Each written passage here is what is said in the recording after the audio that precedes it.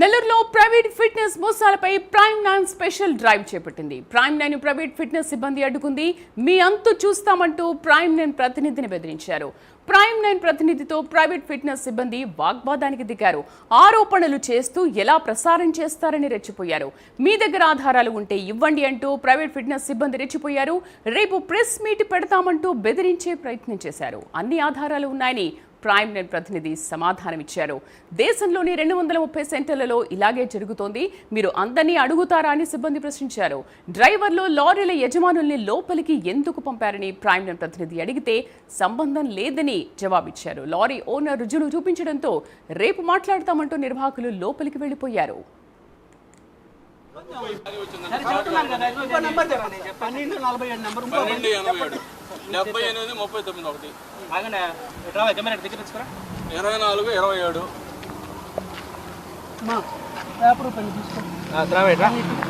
ఇది ఎప్పుడు GPRS time? GPRS 7 జనవరి. అలాగే అమ్మా, కెమెరా బాగా జూమ్ చేయి. లొకేషన్ ఆడుందో చూడండి, చూడండి లొకేషన్ కూడా చూడండి. మాకేం కాదు, లొకేషన్ చూడండి. జీపీఆర్ఎస్ గారు లొకేషన్ చూడండి ఒకసారి. మా చూడండి, ఇది ఎక్కడ మీరు ఎలిగేషన్ చేశారు కదా, ఇది ఎక్కడ, ఇది ఎక్కడ, ఈ వెహికల్ ఇది లొకేషన్ ఇదే కదా. నాకు బండి లొకేషన్ చెప్పండి. మీరు అడిగారు సాయి గారు మీరు అడిగారు, మీరు వినండి. మీరు ఇప్పుడు ఇవ్వమన్నారు కదా, రాండి కెమెరా ముందే నేను చెప్తాను. రండి, పెన్ను పేపర్ నేను రాసుకొని మీకు రేపు మార్నింగ్. నాది తప్పు అయితే మీకు సారీ చెప్పి వెళ్తా. మీ దగ్గర ఏదైనా ఉంటే రేపు చెప్పండి. సాయి గారు చూడండి, 24-27 పురాన్పూరా వదిలే జీపీఆర్ఎస్ అయిపోయిందా?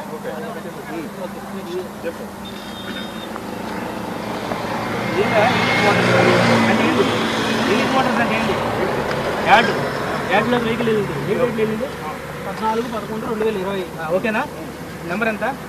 AP 39W2427. ఇదే నెంబరా? 24-27. ఓకే, రాసుకున్నారా?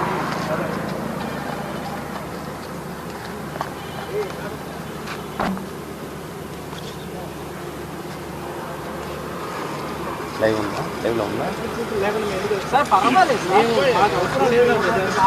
సార్, బంగారాలు ఇక్కడ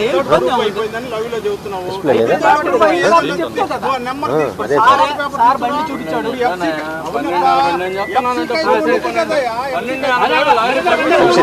తీసేసుకో, లైవ్ తీసేసుకో. 31-12-2025. ఏ నెంబరు? అదే నెంబర్ సార్.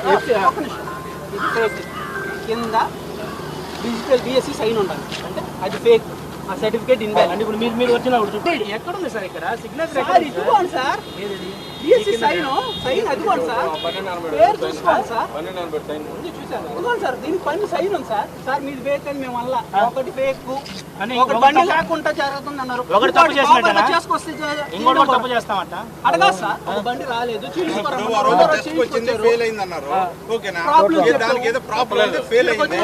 నాకేం ఓనర్ పక్కన ఉన్నాడు బా, మీరు లారీ ఓనర్ పక్కన ఉన్నాడు.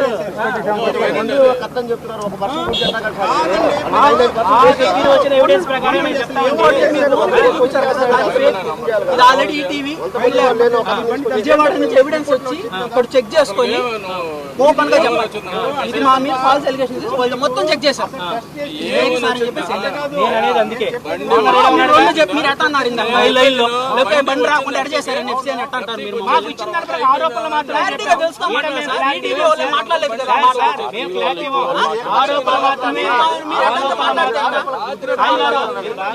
మీరు అటెండ్ చెప్తున్నారు ఆరోపణలే. ఎట్లా సార్ ఆరోపణలు? బండే రాకుండా వచ్చిందని చెప్పారు కదా. ఒకటైతే సార్ ఆయన రెండో సార్ కదా, మార్నింగ్ మాట్లాడతాం. అవసరం లేదు, మీరు పూర్తిగా తెలుసుకొని మాట్లాడండి.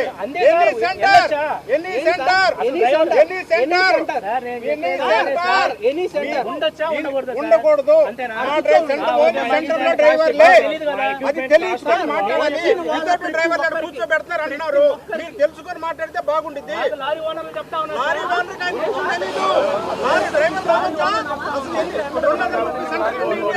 ఏ సెంటర్లో డ్రైవర్ అదే నువ్వు ఆరోపణలు చేస్తున్నావు.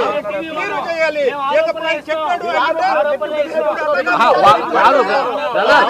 వాళ్ళు రేపు పొద్దున ప్రెస్ మీట్ పెట్టి చెప్తారంట. ఏంటో ఫెయిల్ అయిందని ఆయన రిపోర్ట్ వచ్చింది.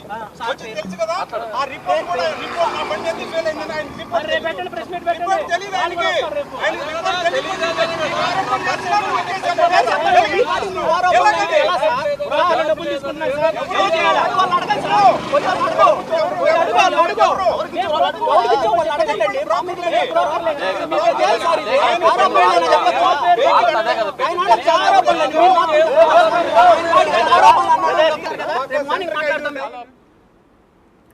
రైట్, మనం చూస్తున్నాం ప్రైమ్9 ప్రతినిధిని ఆ ఫిట్నెస్ సిబ్బంది ఏ విధంగా బెదిరిస్తున్నారు అనేది. సో నెల్లూరులో ప్రైవేట్ ఫిట్నెస్ మోసాలపైన ప్రైమ్9 స్పెషల్ డ్రైవ్ చేపట్టింది.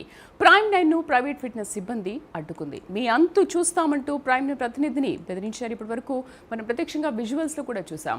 ప్రైమ్9 ప్రతినిధితో ప్రైవేట్ సిబ్బంది మొత్తం వాగ్వాదానికి దిగింది. ఆరోపణలు చేస్తూ ఎలా ప్రసారం చేస్తారని రెచ్చిపోతున్నారు. మీ దగ్గర ఆధారాలు ఉంటే ఇవ్వండి అంటూ ప్రైవేట్ ఫిట్నెస్ సిబ్బంది రెచ్చిపోయారు. రేపు ప్రెస్ మీట్ పెడతామంటూ బెదిరించే ప్రయత్నం చేశారు. అన్ని ఆధారాలు ఉన్నాయని ప్రైమ్9 ప్రతినిధి సమాధానమిచ్చారు. మరి అన్ని ఆధారాలు ఉన్నప్పుడు ఏ విధంగా ప్రెస్ మీట్ పెడతారు ఏంటనే చూడాలి. దేశంలోని 230 సెంటర్లలో ఇలాగే జరుగుతోంది, మీరు అందరినీ అడుగుతారా అని సిబ్బంది ప్రశ్నించారు. డ్రైవర్లు, లారీల యజమానుల్ని లోపలికి ఎందుకు పంపారని ప్రైమ్9 ప్రతినిధి అడిగితే సంబంధం లేని జవాబు ఇచ్చారు. లారీ ఓనర్ రుజువులు చూపించడంతో రేపు మాట్లాడతామంటూ నిర్వాహకులు లోపలికి వెళ్లిపోయారు.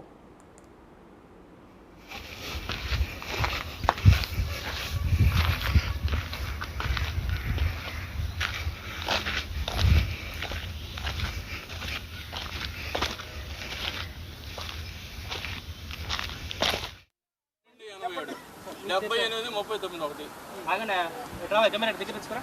24, 27 ఇది ఎప్పుడు జీపీఆర్ఎస్ టైము? జీపీఆర్ఎస్ 7 జనవరి. అలాగే అమ్మా, కెమెరా బాగా జూమ్ చేయి. లొకేషన్ ఆడుందో చూడండి.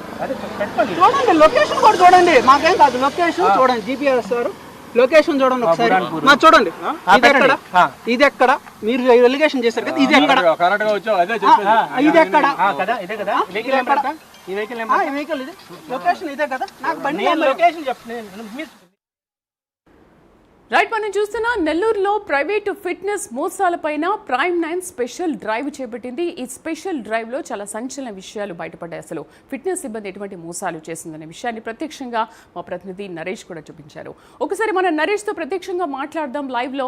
నరేష్, అసలు ఏంటి ప్రైమ్9 సిబ్బందిని బెదిరించే ప్రయత్నం చేస్తున్నారు, కావాలంటే ప్రెస్ మీట్ పెడతామంటున్నారు. ఒక్క సెంటర్ అని కాదు, ఎనీ సెంటర్ అని కూడా మనం వాళ్ళు మాట్లాడుతూనే మనం చూస్తున్నాం. ఒక 230 సెంటర్లలో ఇలాంటి మోసాలు జరుగుతున్నాయి అంటున్నారు. ఏంటి అసలు మనం చేపట్టిన ఈ స్పెషల్ డ్రైవ్ లో ఎటువంటి సంచలన విషయాలు బయటకు వచ్చాయి?